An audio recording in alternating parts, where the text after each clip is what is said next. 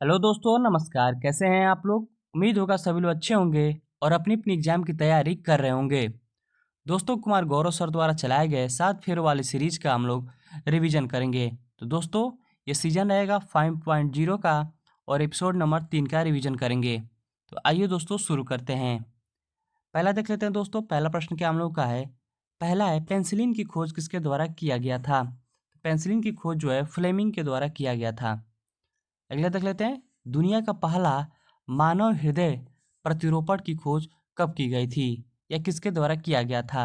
जो है 1967 ईस्वी में किया गया था, क्रिस्टियान बर्नार्ड के द्वारा। ठीक है, और ये कहाँ पे प्रतिरोपण किया गया था? तो साउथ अफ्रीका में किया गया था, ध्यान रखेंगे दोस्तों। ये तो हो गया विश्व का।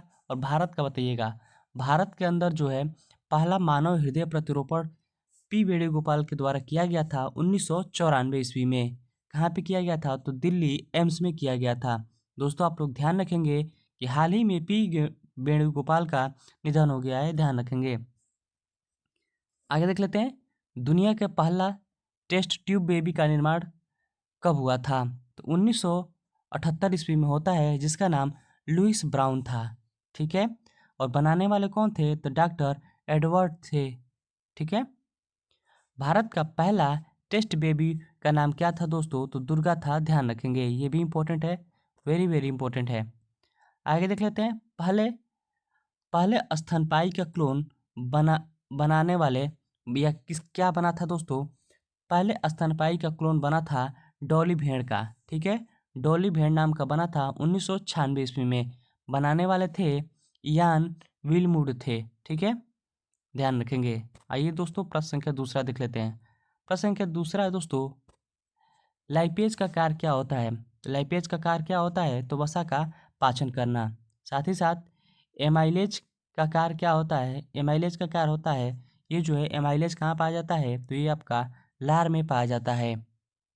ठीक है, इसका कार्य क्या होता है? तो हाइड्रोजन का पाचन करना। लाइसोजाइम की बात करते हैं दोस्तों, ये भी लार में पाया जाता है और इसका कार्य क्या रहता है? तो जीवाणु का भक्षण करना इसका कार्य रहता है। ठीक है, पेप्सिन की बात करें, पेप्सिन का कार्य क्या होता है? तो प्रोटीन का पाचन में सहायता करता है पेप्सिन, ध्यान रखेंगे। आगे देख लेते हैं प्रश्न संख्या तीसरा। प्रश्न संख्या तीसरा है, पारिस्थितिकी तंत्र शब्द का प्रयोग सर्वप्रथम किसने किया था? इकोसिस्टम की बात करें दोस्तों, इकोसिस्टम का सर्वप्रथम प्रयोग जो है एजी टांसले के द्वारा किया गया था। इकोलॉजी शब्द का सर्वप्रथम प्रयोग अर्नेस्ट हैकल के द्वारा किया गया था। और 10% नियम किसके द्वारा दिया गया था? लिंडमान के द्वारा दिया गया था, ध्यान रखेंगे। दोस्तों, बात करते हैं, रक्त परिसंचरण की खोज किसके द्वारा किया गया था? लॉर्ड कार्ल लैंडस्टीनर के द्वारा किया गया था। साथ ही साथ आपको ध्यान रखना होगा, सर्वग्राही जो है रक्त कौन सा होता है? सर्वग्राही, जिसको सभी को ब्लड दे सकता है, तो ए बी पॉजिटिव है। ठीक है, ध्यान रखेंगे। और सर्वदाता क्या है? जो सबसे सबको दे सकता है, तो ओ निगेटिव है। ठीक है, ध्यान रखेंगे। सर्वग्राही, ठीक है, जो सबसे ले सकता है, तो ए बी प्लस हो जाएगा पॉजिटिव, और सर्वदाता क्या हो जाएगा? ओ माइनस हो जाएगा, ध्यान रखेंगे। आरएच फैक्टर के खोज किसके द्वारा किया गया था? तो विनर के द्वारा किया गया था, ध्यान रखेंगे। ये दोस्तों देख लेते हैं प्रश्न संख्या चौथा। प्रश्न संख्या चौथा से पहले दोस्तों, अभी तक गौरव स्टडी अड्डा से नहीं जुड़े हैं तो प्लीज़ आप गौरव स्टडी अड्डा को सब्सक्राइब कर लेंगे, क्योंकि गौरव कुमार सर, गौरव का वीडियो जो है रिवीजन 7 फेरों वाला यहाँ पे आपको मिल जाएगा। आगे देख लेते हैं, स्पाइजिला। स्पैंजिला की बात करें दोस्तों, ये फेरी का, स्पैंजिला की बात करें, ये जो है फेरी फेरा फ्लाइजम का उदाहरण है। ठीक है, स्पैंजिला की बात करें, ये इस कैसा होता है? तो स्पंज जैसा होता है और ये पानी में रहते हैं और शरीर पिंड के छोटे छोटे छिद्र रहते हैं। साथ ही साथ केंचुआ की बात करें दोस्तों, तो एनेलिडा संघ का जीव है। ठीक है, केंचुआ किस संघ का जीव है? एनेलिडा संघ का जीव है। और केंचुआ की खेती को क्या कहते हैं? वर्मी कल्चर कहते हैं। और केंचुआ को किसान का मित्र भी कहते हैं। आर्थ्रोपोडा की बात करें, आर्थ्रोपोडा में कौन कौन से आते हैं? तो मक्खी, केकड़ा, मकड़ी, चींटी, कीड़े और काकरोच आते हैं। ठीक है, आर्थ्रोपोडा की बात करें तो सबसे बड़ा फ्लाइम है। ठीक है, मोलास्क की बात करें तो मोलास्क में कौन आते हैं? तो ऑक्टोपस आ जाते हैं, ध्यान रखेंगे। आगे देख लेते हैं पांचवा, थायराइड ग्रंथि की बात करें दोस्तों, थायराइड ग्रंथि तो मानव शरीर की सबसे बड़ी अंतःस्रावी ग्रंथि है। ठीक है, थायराइड की बात करें तो ये मानव शरीर में सबसे बड़ी अंतःस्रावी ग्रंथि है। इसकी खोज थॉमस एडिसन के द्वारा किया गया था। थायराइड की कमी किसके कारण होता है? तो आयोडीन की कमी से होता है दोस्तों, ध्यान रखेंगे। इसे हम लोग हसीमाता रोग से भी नाम से जानते हैं। ठीक है, ये थायराइड ग्रंथि से संबंधित है। अग्नाशय ग्रंथि की बात करें तो इसको हम लोग मिक्स ग्रंथि बोलते हैं, जिसमें अग्नाशय की बात करें तो इसमें एंजाइम और हार्मोन्स दोनों निकलता है। हार्मोन्स में एक निकलता है अल्फा कोशिका, दूसरा निकलता है बीटा कोशिका। जो अल्फा कोशिका में निकलता है दोस्तों तो ग्लूकोगाइन हार्मोन्स निकलता है, और बीटा कोशिका की बात करते इंसुलिन निकलता है, ध्यान रखेंगे। आगे देख लेते हैं पीनियल ग्रंथि। पीनियल ग्रंथि की बात करें दोस्तों, इसे हम लोग बायोलॉजिकल क्लॉक कहते हैं। ठीक है, पीनियल ग्रंथि को हम लोग मस्तिष्क का रेत भी कहते हैं, ध्यान रखेंगे। साथ ही साथ यकृत के बारे में देख लेते हैं। यकृत जिसे हम लोग लीवर कहते हैं, इसके अध्ययन को हीमेटोलॉजी कहते हैं। ठीक है, शरीर की रासायनिक प्रयोगशाला भी कहते हैं लीवर को, ध्यान रखेंगे। शरीर की रासायनिक प्रयोगशाला यकृत को कहते हैं। सबसे बड़ी ग्रंथि है। ठीक है, सबसे बड़ी ग्रंथि कौन सी है दोस्तों? लीवर है, ध्यान रखेंगे। सबसे बड़ी आंतरिक अंग कौन सा है? आंतरिक अंग की बात करें तो लीवर हो जाएगा, और बाह्य ग्रंथ की बात करें तो त्वचा हो जाएगा, ध्यान रखेंगे। ठीक है, आगे देख लेते हैं प्रश्न संख्या 6। एक तरफ है दोस्तों जंतु, दूसरे तरफ है दोस्तों हृदय के उनके कक्ष। कितने कक्ष होते हैं? जैसे प्रश्न पूछता है मछली में हृदय कक्ष की संख्या कितनी होती है? तो 2 होता है। सरीसृप की बात करें, सरीसृप की तो 3 होता है। उभयचर की बात करें तो 3 होता है। मगरमच्छ की तो 4 जो है हृदय कोष्ठक होते हैं। पक्षी के 4 हृदय कोष्ठक होते हैं। स्तनधारी के 4 हृदय कोष्ठक होते हैं, ध्यान रखेंगे। आगे देख लेते हैं दोस्तों प्रश्न संख्या 7वां। प्रश्न संख्या 7वां से पहले दोस्तों अभी तक गौरव स्टडी अड्डा से नहीं जुड़े हैं तो प्लीज़ आप गौरव स्टडी अड्डा को सब्सक्राइब कर लेंगे, क्योंकि कुमार गौरव सर द्वारा चलाए गए 7 फेरों वाला सीरीज का आपका रिवीजन यहीं पे मिलेगा। आगे देख लेते हैं 7वां, जीवाणुओं से होने वाले रोग कौन कौन से हैं? इसको हम लोग ट्रिक के माध्यम से समझेंगे दोस्तों, वेरी वेरी इंपॉर्टेंट है, ध्यान रखेंगे। यहाँ से एग्जाम में प्रश्न छूटेगा नहीं। ठीक है, ट्रिक हम लोग करेगा पंडित का टिक न्यू है सगी बेटी रिया। ठीक है, पंडित की बात करें दोस्तों तो प से हो जाएगा प्लेग रोग। ठीक है, जो जीवाणुओं से होता है। साथ ही साथ डी से हो जाएगा डिप्थेरिया। त से हो जाएगा तपेदिक रोग, जिसे हम लोग टीबी बोलते हैं। क से हो जाएगा काली खांसी। टी से हो जाएगा टिटनेस और टाइफाइड। ठीक है, और क से हो जाएगा कुष्ठ रोग। न्यू से हो जाएगा निमोनिया। है से हो जाएगा हैजा। सी से हो जाएगा सिफिलिस और गी से हो जाएगा गनेरिया। ठीक है, ये सारे के सारे किससे होते हैं दोस्तों? बैक्टीरिया से होते हैं, ध्यान रखेंगे। बैक्टीरिया से कौन कौन से रोग होते हैं? प्लेग, डिप्थीरिया, तपेदिक, काली खांसी, टिटनेस, टाइफाइड, कुष्ठ रोग, न्यूमोनिया, हैजा, सिफिलिस और गनेरिया। ये सारे के सारे बैक्टीरिया से होते हैं, जीवाणु से होते हैं, ध्यान रखेंगे।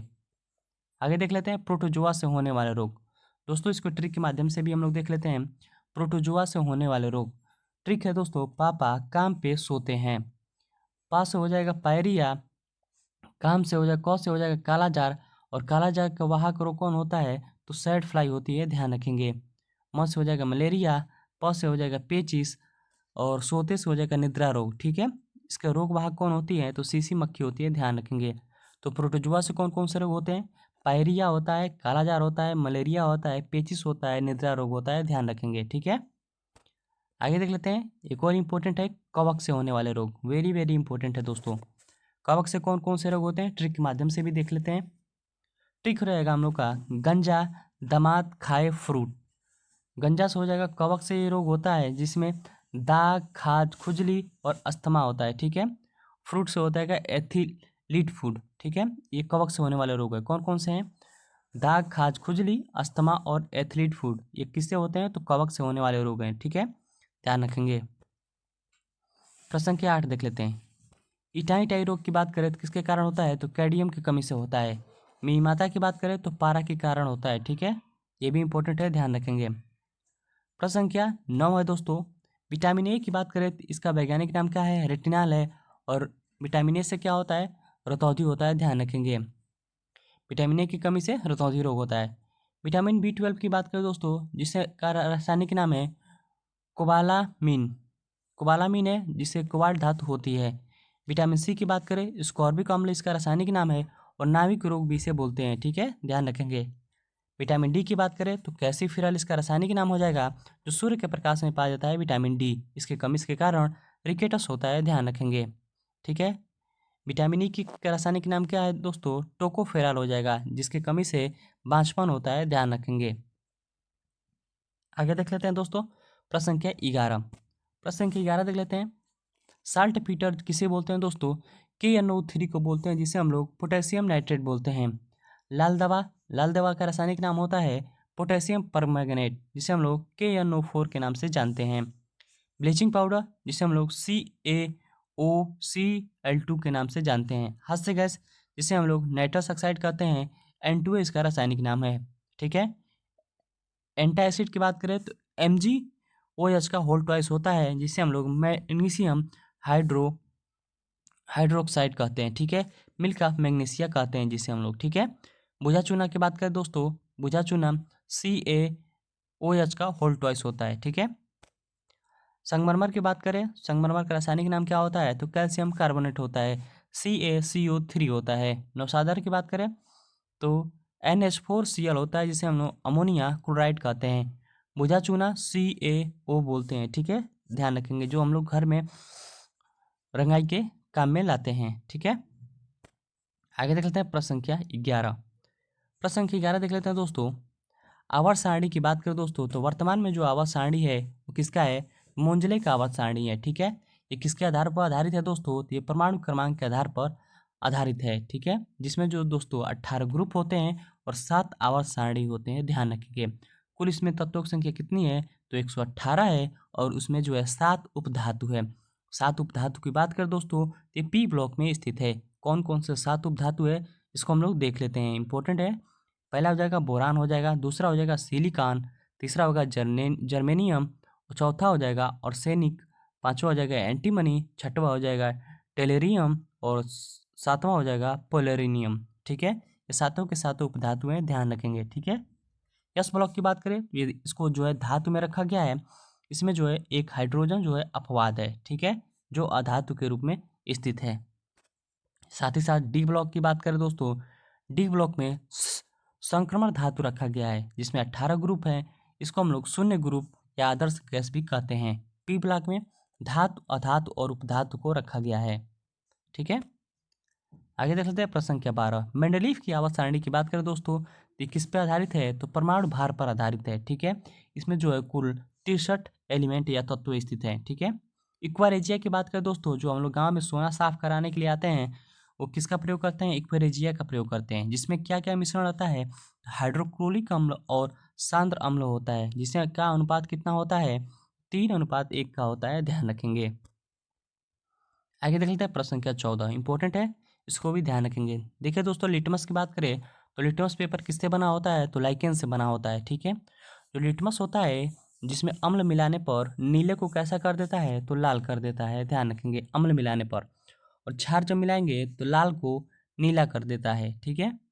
और न ही अम्लीय हो और न ही क्षारी हो तो कैसा लिटमस पेपर हो जाता है, तो बैगनी हो जाता है, ध्यान रखेंगे। आगे देखते हैं प्रश्न संख्या 15। कार्बोनिक अम्ल की बात करें दोस्तों, तो किस में पाया जाता है, तो सोडा वाटर में पाया जाता है कार्बनिक अम्ल, ठीक है। टार्टरिक अम्ल की बात करें तो इमली में पाया जाता है। ब्यूटरिक अम्ल की बात करें तो मक्खन में ये पाया जाता है, ठीक है। और आक्जेलिक अम्ल की बात करें तो ये टमाटर में पाया जाता है, ध्यान रखेंगे। दोस्तों, अभी तक गौरव स्टडी अड्डा को सब्सक्राइब नहीं किए हैं तो प्लीज़ आप गौरव स्टडी अड्डा को सब्सक्राइब कर लेंगे, क्योंकि कुमार गौरव सर द्वारा चलाए गए 7 फेर वाला सीरीज का हम लोग यहीं पे रिवीजन करते हैं, ठीक है। इसलिए आप गौरव स्टडी अड्डा को सब्सक्राइब कर लेंगे। प्रश्न संख्या 16 देख लेते हैं। 1 कैलोरी उष्मा लगभग कितना होता है, तो 4.2 जूल होता है, और 1 जूल में कितना होता है, 10⁻7 अर्घ होता है, ये भी आपको ध्यान रखना होगा। आगे देख लेते हैं दोस्तों, एक तरफ है एम्पियर, दूसरी तरफ है मात्रक उसका, ठीक है, या मापन। एम्पियर को किस में मापते हैं दोस्तों, तो धारा में मापते हैं, ध्यान रखेंगे। ज्योति तीव्रता को किस में मापते हैं, तो कैंडिला में मापते हैं। बल को डाइन में मापते हैं, और तरंग दैर्घ्य को एंगस्ट्रा में मापते हैं, ध्यान रखेंगे। आगे देख लेते हैं प्रश्न संख्या 18। न्यूटन का तीसरा नियम क्या है दोस्तों, तो न्यूटन का तीसरा नियम है क्रिया प्रतिक्रिया। उदाहरण के तौर पर देख लेते हैं, जब एक नाविक नाव में आगे की ओर कूदने का स्थिति में नाव पीछे की ओर गति करता है। ठीक है, आप देखे होंगे दोस्तों, ये मान लीजिए आपका नाव है और ये आपका किनारा है। तो जब यहाँ पे पैर रख के जब नाव के यहाँ पे पैर रख के जब जमीन पे जाते हैं तो क्या होता है, नाव पीछे की तरफ ढकेला जाता है। ठीक है, वही क्या है, क्रिया प्रतिक्रिया है। ठीक है, ये भी आपको ध्यान रखना होगा। ठीक है, आगे देख लें प्रश्न संख्या 19। प्रश्न संख्या 19 कह रहा है दोस्तों, चालन क्या होता है। चालन के लिए हम लोग स्पर्श होना जरूरी है। कहने का तात्पर्य है दोस्तों, अगर हम गर्म एक धातु लेते हैं या लोहे की एक धातु लेते हैं, जब उसको हम गर्म करेंगे तो क्या होगा, एक सिरे से दूसरे सिरों तक ये गर्म हो जाएगा, जिसे हम लोग क्या बोलते हैं, चालन बोलते हैं। लोहे के स्थान से दूसरे स्थान तक गर्म हो जाता है, जिसके माध्यम क्या चाहिए दोस्तों, चालन जो है एक माध्यम से चलता है। ठीक है, और चालन किस में चलता है, तो ठोस में चलता है, ध्यान रखेंगे। संवहन या वातावरण को गर्म करता है, इसके लिए भी माध्यम की आवश्यकता पड़ती है। ठीक है, आगे देख लेते हैं प्रश्न संख्या 20। वेरी वेरी इंपॉर्टेंट है दोस्तों, ध्यान रखेंगे, प्रश्न यहाँ से बनेंगे तो आप लोग कर ले जाएंगे। देखिए 120 डिग्री दर्पण झुकाने पर प्रतिबिंब बनेगा, कितना बनेगा, 3 बनेगा। कैसे बनेगा दोस्तों, बताइए आप लोग। देखिए एक फार्मूला होता है 360 डिग्री बट्टा थीटा। थीटा का मतलब होता है जितना कोण पूछेगा वो आपको यहाँ पे इनपुट करना होगा। ठीक, प्रश्न पूछा है 120 डिग्री का। ठीक, तो 360 है ये है, और थीटा की जगह पे 120 रख देंगे। जब कटाएंगे तो 3 बार में कटेगा। देखिए 3 बार में कटेगा। अगर ये विषम आता है, इसका आंसर विषम आता है तो उतना ही प्रतिबिंब बनेगा। देखिए ये 3 है, अपने से कटेगा तो ये विषम है। ठीक है, ये क्या हो जाएगा दोस्तों, प्रतिबिंब इसका 3 बनेगा। ठीक है, इसलिए इसका राइट आंसर 3 हो जाएगा। अगर ये सम आता है, अगर ये सम आए तो n-1 कर देते हैं। जैसे एग्जाम्पल के तौर पर देखते हैं, ये 2 प्रतिबिंब रखा गया है आपका, यहाँ पे 2 प्रतिबिंब रखा गया है। ठीक है, 2 प्रतिबिंब रखा गया, एक यहाँ पे और एक यहाँ पे। इनके बीच की दूरी कितना है दोस्तों, तो 60 डिग्री है। ठीक है, ध्यान रखेंगे। तो 360 डिग्री थीटा की बात कर रहा है दोस्तों, तो थीटा की जगह पे 60 डिग्री रख देंगे। जब ये काटेंगे तो 6 बार में कटेगा, तो 6 क्या हो जाएगा, सम हो जाएगा। जब सम हो जाएगा तो सम के लिए क्या करें, तो n-1 कर देंगे। n-1 तो n क्या हो जाएगा, जितना संख्या आता है, 6 है, 6 में से घटा देंगे तो 5 हो जाएगा। ठीक है, तो ये आपका आंसर हो जाएगा। ठीक है, वेरी वेरी इंपॉर्टेंट है, प्रश्न के 20 आप लोग ध्यान रखेंगे। ठीक है, आगे देख लेते हैं प्रश्न संख्या 21। भगवती समिति की बात करें दोस्तों, ये किससे संबंधित है, 1973 में आता है, और ये रोजगारी के लिए, बेरोजगारी से सुधार के लिए संबंधित है। ठीक है, गरीबी सुधार के लिए कौन सी कमेटी आती है, तो लकड़वाला कमेटी आती है, सुरेश कमेटी आती है, और रंगराजन कमेटी आती है। इसे भी आप लोग ध्यान रखेंगे। मल्होत्रा समिति की बात करें तो बीमा सुधार से संबंधित है। कर सुधार के लिए कौन सी समिति आती है, तो चिलैया समिति आती है। जीएसटी सुधार के लिए विजय केलकर समिति आती है, और नरसिम्हा कमेटी की बात करें तो बैंकिंग सुधार के लिए आती है। वेरी वेरी इंपॉर्टेंट है, ध्यान रखेंगे, प्रश्न यहाँ से 100% बनते हैं। आगे देख लेते हैं प्रश्न संख्या 22। संवैधानिक निकाय नहीं है दोस्तों, तो संवैधानिक निकाय कौन सा नहीं है, तो राष्ट्रीय मानवाधिकार आयोग जो है संवैधानिक निकाय नहीं है दोस्तों। अभी तक गौरव स्टडी अड्डा को सब्सक्राइब नहीं किए तो प्लीज़ अब गौरव स्टडी अड्डा को सब्सक्राइब कर लेंगे, क्योंकि कुमार गौरव सर द्वारा चलाए गए 7 फेरों वाला सीरीज का हम लोग यहीं पे रिवीजन करते हैं। दोस्तों वीडियो अच्छी लगी हो तो लाइक करिएगा, सब्सक्राइब करिएगा, शेयर करिएगा। बहुत बहुत धन्यवाद।